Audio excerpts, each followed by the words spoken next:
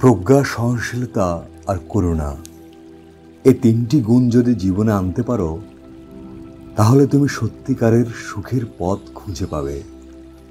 আজ শুনি গৌতম বুদ্ধের বলা এক অসাধারণ শিক্ষামূলক গল্প।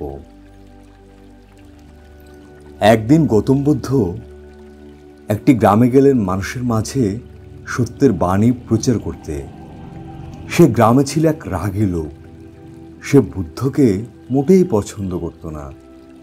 সে এসে বুদ্ধের সামনে অপমানজনক কথা বলতে লাগলো, গালিগালাজ করলো, তাকে ঠক বলল, ধোঁকাবাজ বলল। কিন্তু আশ্চর্যের বিষয়, বুদ্ধ কিছুই বললেন না। তিনি শুধু শান্ত চোখে তার দিকে তাকিয়ে রইলেন।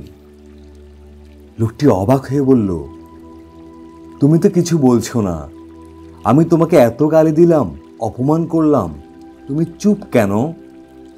বুদ্ধ তখন মৃদু হেসে বললেন, একটা কথা বলো তো,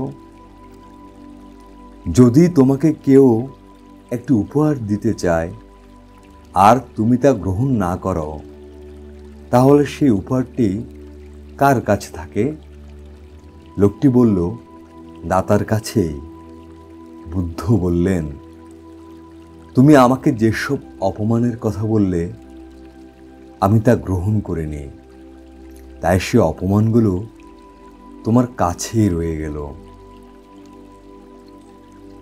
এই ছোট্ট গল্প আমাদের শেখায়, অপমান বা রাগ যদি আমরা গ্রহণ না করি তাহলে তা আমাদের ক্ষতি করতে পারবে না।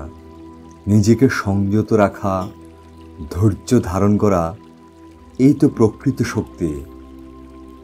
গৌতম বুদ্ধ বলেছেন, তুমি তোমার ক্রোধ ধরে রাখলে তা গরম কয়লার মতো, যা তুমি অন্যকে ছুটতে চাও কিন্তু নিজেই আগেই পুড়ে যাও।